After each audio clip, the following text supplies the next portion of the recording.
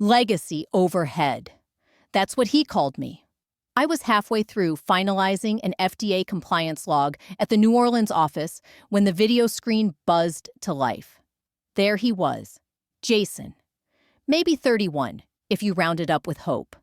The kind of guy who called himself a disruptor and thought color-coded spreadsheets were legacy tools. The CFO introduced him as a much-needed efficiency strategist. Corporate translation, smiling executioner in a tailored vest, spray-tanned, bleached teeth, the type who thinks accountability is something you hashtag. Jason grinned like a guy who still drinks vodka out of plastic cups. "Hey everyone, I'm here to modernize workflows and trim redundancies," he said, like we were weeds in a garden he just bought. His gaze settled on me like I was the filing cabinet they'd meant to toss years ago. I didn't blink. I simply clicked Save As on my folder. Every license renewal, audit clearance, and federal timestamp tied to my credentials. I renamed it Gumbo Recipes and backed it up to a secure drive. My name is Teresa Griffin. I'm 45. Not a relic. Just the only reason this building still meets regulatory standards. By noon, I overheard him in the cafe lounge, joking with two fresh-out-of-college analysts about clearing out analog age bottlenecks. I didn't respond, but I remembered. Then came the all-hands huddle. Open floor plan. Chairs gone. We stood like volunteers in a cult seminar. Jason pulled up a slide deck littered with meaningless buzzwords. Synergy infrastructure, cloud-native compliance flow, lean-forward agility. 3 interns nodded like it was the Sermon on the Mount. Then Jason paused, eyes fixed on me. "Some roles, particularly those with historical scope, will be evaluated to align with our velocity model," he said. "And, Teresa, thank you for your legacy work." Legacy. Like I was a filing cabinet. I smiled. The quiet kind of smile you wear when someone unknowingly walks into a trap you've been quietly setting for years. Quick break. If this story is already hitting too close to home, don't just sit there. Tap that subscribe button. Let's hit 10,000 strong so I can finally replace this squeaky office chair with one that doesn't insult my spine. Now, back to it. That night, I stayed late. Not because I had to, but because I wanted to watch the system breathe one last time under my care. I logged in to confirm every credential, 3 platforms, federal renewals, signature authorizations, all still tied exclusively to me. I verified the timestamps. I smiled again, because Jason didn't just try to erase a person. He tried to erase the infrastructure, and I held the only key. Then I printed it, my contract clause, the one nobody reads, not even legal unless there's a crisis. Section 9. B. In the event of involuntary termination, all company-sponsored licensing authorities and regulatory certifications held by the employee shall be rendered void within 48 hours of contract nullification. I slipped it into my bag with the same care you give a grenade you plan to hand off without the pin. Nobody noticed me leaving the Denver building that night, but I noticed how Jason looked at me that morning. The eyes of a man who thinks he's spotted a harmless cow, not realizing the cow knows how to access missile launch codes. You ever watch someone mistake a fuse for a shoelace? Give it time. By the following Tuesday, Jason had proudly taped a poster above the break room copier that said, "Compliance does not equal complacency." In Comic Sans, no less. That was the moment I knew. This was going to be fun. Then came the twist. Every employee, yes, every single one, was told they'd have to reapply for their evolved roles. Like some warped corporate retreat where you pitch yourself for the exact same title on your W-2. They called it a realignment exercise. I called it an IQ filter. The newer hires emerged from conference rooms beaming. "Jason really sees potential in me," one whispered. "It's like a breath of fresh air," another said. I didn't have the heart to tell them that kind of air usually comes from broken sewer lines. When it was my turn, I didn't bring a resume. I brought silence. Jason barely looked up. "Teresa, you've been here a while."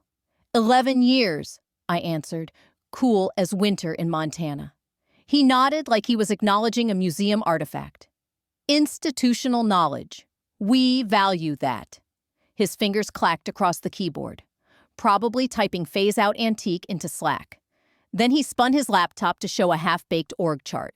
My name was there, under Regulatory Stewardship, crossed out in red. Next to it, Open for reassignment. He clicked a second tab, Q3 Renewal Delegation. I caught the file name, Q3 Licenses, Marie Plan Fee 1. In the comments, can this be transferred downstream? Jason speak for, give this to someone who can't spell OSHA. I kept smiling, but inside, alarms were blaring. Back at my desk, I opened the compliance database I built in 2015. It tracked every license, every expiration, every agency, every signature path. 46 licenses total, each one tied directly to me. If you'd like to see how the next chapter unfolds, and trust me, the fallout has only just begun, go ahead and tap that subscribe button. Quiet power always leaves a trail, and the next part? It hits even harder. I encrypted it, zipped it, renamed it birthday cake sign-up sheet, and sent it to a private backup. Then I deleted every trace. Call me overprepared, but I've seen what happens when toddlers are handed matches and call it innovation. That afternoon, Jason reassigned my FDA prep to a marketing intern who thought FDA stood for Food Design Aesthetic. I'm not joking. She asked if it meant redesigning the lunchroom posters. Meanwhile, I was reassigned to inventory the janitorial supply closet. Foundational tasks, Jason called it. Foundational. Like asbestos. Jason said it would keep me connected at a foundational level. Foundational. Like mildew in the basement. I asked, as politely as ever, if I still had admin access to the licensing dashboard. He blinked like I'd asked in ancient Greek. Oh, I think we routed that to Marie last week. You don't really need it anymore, right? Marie, bless her, had only recently discovered what a zip file was. She once asked if a PDF could expire. I nodded calmly, didn't argue. Instead, I walked 2 doors down to an old desktop terminal no one used, logged in through the shadow admin panel I'd quietly built 6 years ago, and revoked Marie's access. If I was being tossed overboard, I wasn't handing them the navigation system on the way out. Later that day, I walked past Jason's office. He was mid-laugh on a call, bragging about scrubbing the old wood.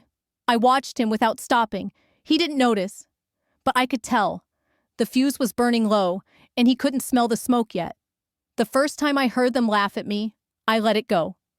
3 junior analysts, fresh out of college, still glossy with borrowed confidence, hovering over a printout of my compliance architecture like it was some ancient scroll.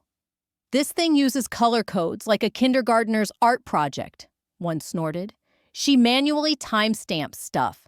Does she even know what automation is? Another smirked.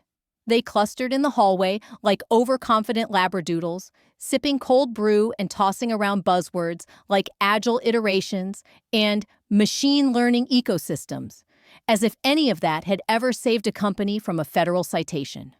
I walked past, head high, but my spine burned. By Wednesday, I was locked out of 3 internal dashboards, 2 of which I'd built from scratch. No emails, no requests, just a bright red 403. Access denied screen and a cheerful message. Please contact your system administrator. Irony? That used to be me. I emailed IT. No response. I called HR. Voicemail.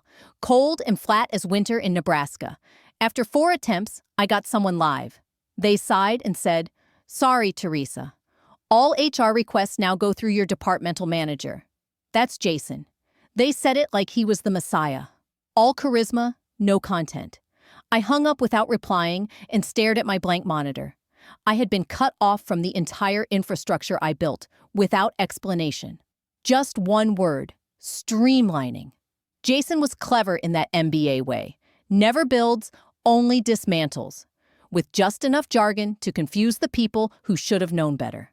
His weekly leadership notes started including ominous little bullets. Legacy architecture under review. Potential resource overlaps. Redundant certification management identified. That last one? Adorable. As if you could duplicate 46 licenses tied to a single biometric profile and not trigger a meltdown. As if you could overlap a federally mandated authority signature tied to my biometric profile. Please.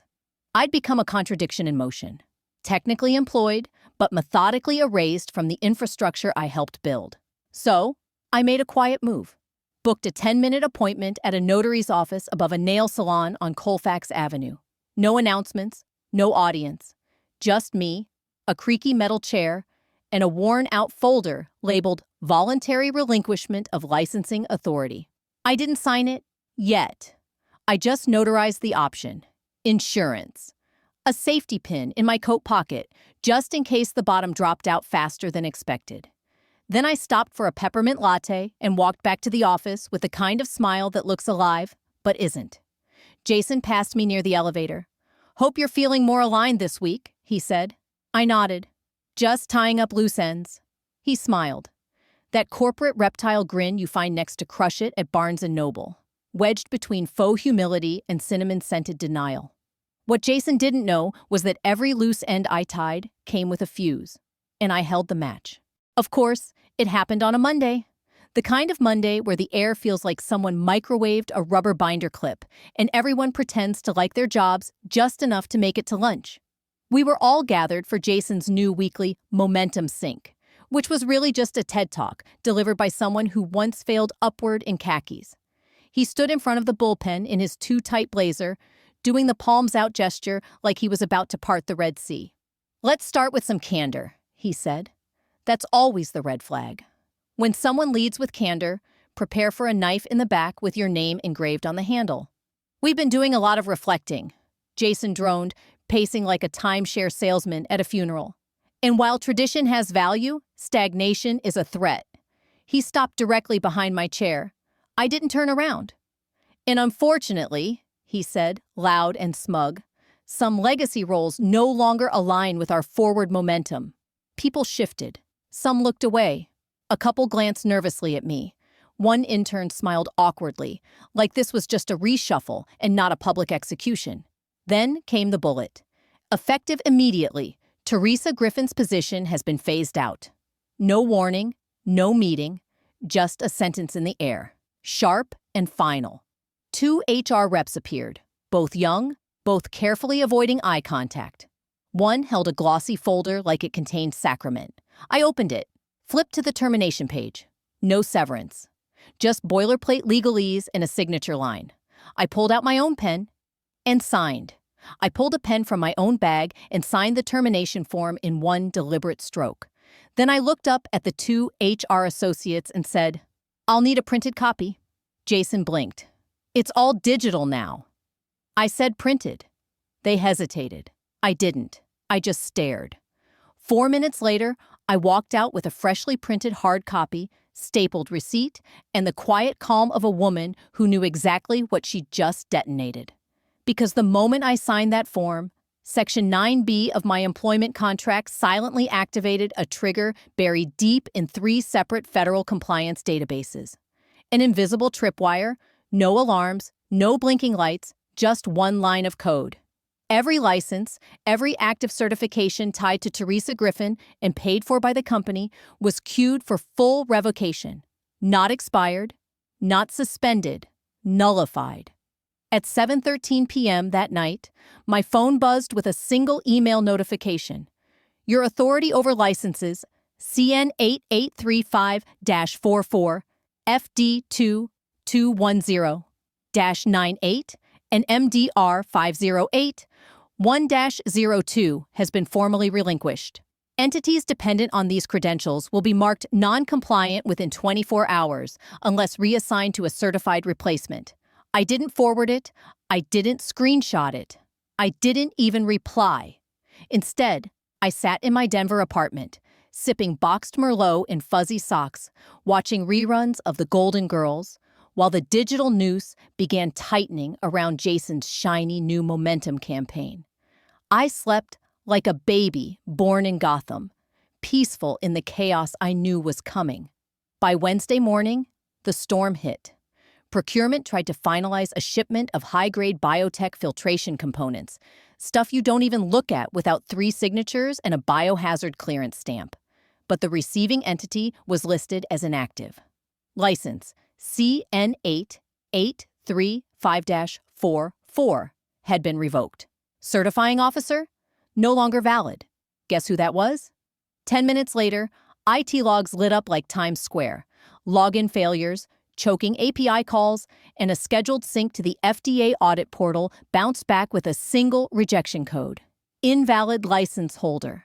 By 10 a.m., our internal license dashboard, once a sea of green, was pulsing red with alerts and orphaned credentials. Jason, ever the clueless diplomat, walked into the operations pod with a coffee cup from some overpriced cafe and said, "Let's just update the contact info." Renee, a junior compliance analyst with more sense than she got credit for, tried to explain. "Sir, contact updates require certification reauthorization." Teresa was the certifying officer. Jason blinked. "So do it anyway." She was the only credentialed officer with active authority across all verticals. No one else is registered with the Federal Compliance Board. And re-registration? That takes weeks. The silence that followed wasn't awkward. It was fatal. It was like watching a man realize the iceberg wasn't going to move. Jason rubbed his temples and muttered, "Why the hell didn't anyone tell me this earlier?" Renee, barely old enough to rent a car and the only one brave enough to answer, shrugged and said, "Teresa was the one who told people that." Meanwhile, I was home, sweatpants, knockoff Cheerios, feet up, reading every line of a confidential email thread a former colleague had blind copied me on. Bless her soul. Anonymously, of course. Someone even attached a screenshot of Jason's Slack message to legal. "Anyone know how to override a license expiry tag in the dashboard thingy?" Thingy. He called it a thingy. That thingy was a system I built over 5 years. Every safeguard, every lockout, every audit trail. Mine. When triggered, it wasn't just bureaucratic. It was surgical. If someone without valid clearance tried to force access, their IP got blacklisted and their attempt auto-reported to internal audit logs, which is exactly what happened that afternoon when Jason tried to brute force his way in. By 2 p.m., Char from upper management was pinging legal in full panic. "Can we get Teresa back? Does her NDA prevent communication? Who signed off on this?" Crickets. Because the only person who had those answers was deciding whether to have soup or wings for lunch. Spoiler, I chose both. That evening, I checked the old company LinkedIn page. Still proudly claimed, federally certified across all operations. Cute. I almost felt bad. Almost. Because I knew by Thursday morning that line of text was going to cost them more than just reputation. The seeds were in bloom. The vines, tightening. Then came Friday. At exactly 10 a.m., the FDA showed up for a randomized site inspection. Totally legit. Random? Yes. But the inspection window was one I had flagged every year, tracked in color-coded spreadsheets that aligned with vendor renewal cycles and even lunar phases if needed. The auditors didn't come to play. They walked in with clipboards and the quiet authority of IRS agents in tactical gear.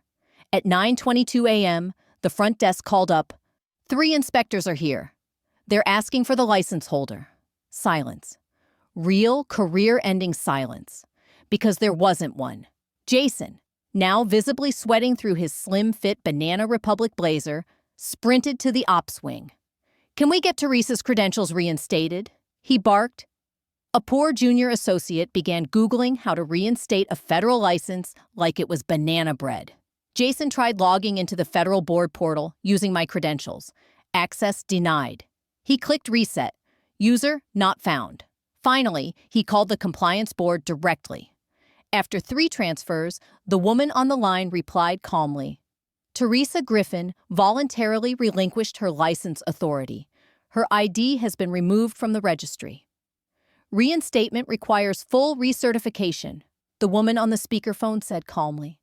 Average timeline is 4 to 6 weeks. Jason stared at the phone like it had just slapped his mother. He turned to HR. What clause did she use to revoke her credentials? The HR team scrambled through my termination file, looking like students who forgot there was a final exam. "We just processed the standard exit paperwork," one mumbled. "I don't know anything about licensing." Then someone from audit finally spoke up. Wait, didn't Teresa have a unique clause in her contract? That's when it hit them. Teresa Griffin wasn't some outdated compliance relic. She was the linchpin, anchored into every system, every certification, every external contract. And they'd pulled her out like a wisdom tooth tangled in the spinal cord. Across town, my phone buzzed. It was Liz from documentation, a decent human once, the kind who used to bring snickerdoodles during audit week and scribble cartoons on sticky notes to cheer me up. Her voice cracked. Did you do this? I stirred my coffee, looked out the window at the mountains, then smiled. No, I said calmly. You did. Click. I didn't hang up in anger. I didn't yell. That would have given them too much dignity, because this wasn't some vindictive act. This was math. 1 + 1 =, you fired the wrong damn person. Back at the company, auditors were waiting. Quiet, professional, clipboard-carrying agents of chaos. And legally, they couldn't be let into any secured operational areas without a licensed compliance officer present. No officer, no audit, no audit. Every vendor contract currently active fell into technical breach, all of them, within hours. And me? I was getting my nails done. Midnight burgundy, gel finish. Not because I needed to, because power doesn't yell. It walks away, quietly. By Monday morning, 8:37 a.m., the building reeked of stale coffee, sweat, and something far worse, corporate shame. Then he arrived, Gregory T. Winslow, CEO. Fresh off some yacht in Monaco, silk shirt creased like it had just been unboxed, skin the color of a medium roast latte, and ego practically glowing.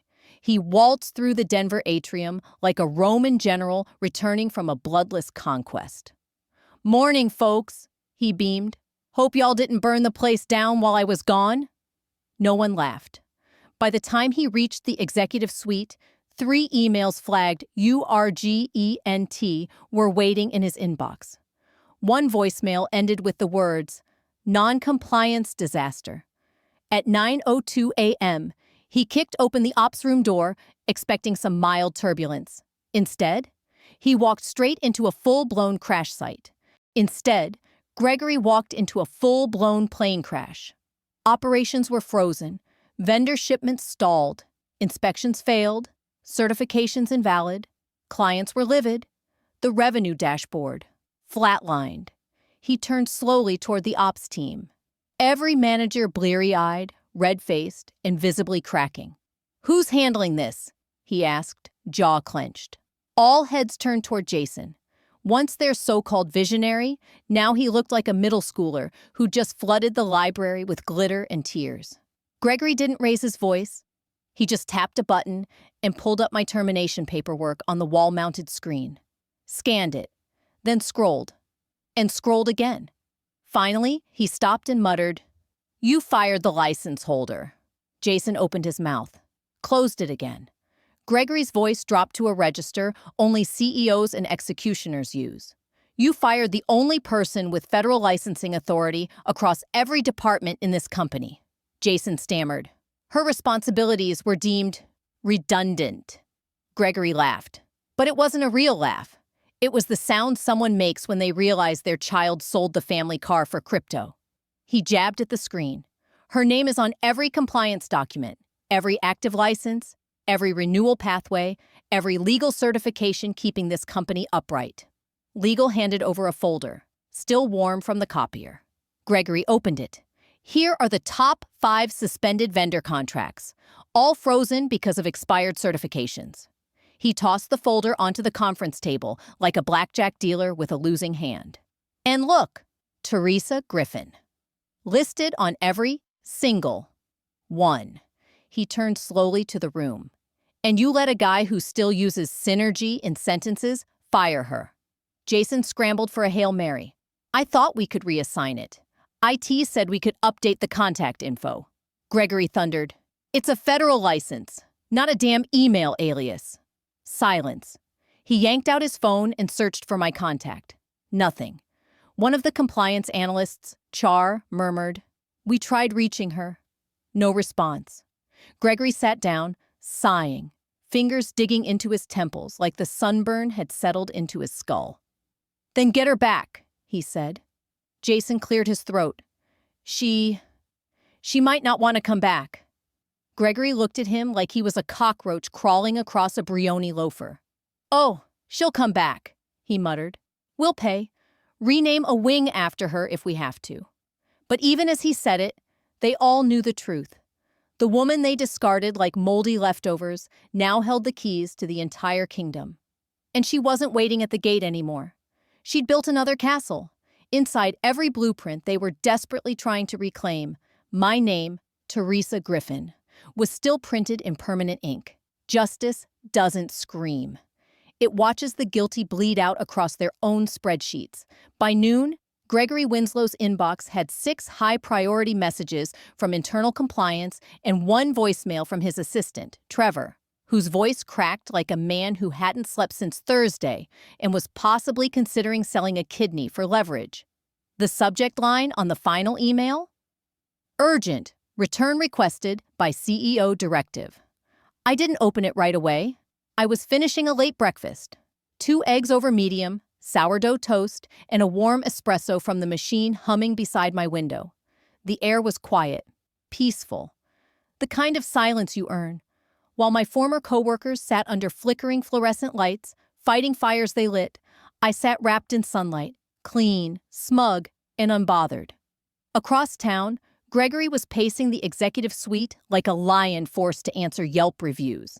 As for Jason, let's just say his title had been restructured. Now, Associate Project Liaison Level 2, which in corporate speak means sit down, shut up, and don't even look at a password. His fancy standing desk replaced with a creaky second-hand clunker. His widescreen monitor downgraded to a 19-inch cube from 2007. The only thing agile about Jason now was how fast he got tossed under the bus. By 3 p.m., Gregory had legal draft a formal offer. A consulting contract. Immediate start. 6-month term. The salary? Reduced, but with flexible performance bonuses. The fine print? Full gag order? No media interviews, no regulator statements, total blackout. Wrapped in digital gold ribbon and signed with all the humility of a man about to lose everything. Teresa, we recognize the critical nature of your previous contributions. Please consider this opportunity to help us restore operational stability. We are prepared to be flexible. Let's rebuild together. I read it twice. No apology, no acknowledgement, just desperation in HR drag. So I responded. Subject. RE. Return. Requested by CEO Directive Gregory, I appreciate the offer. Truly. Unfortunately, I don't return to burn buildings, especially the ones that threw me into the fire in the name of streamlining.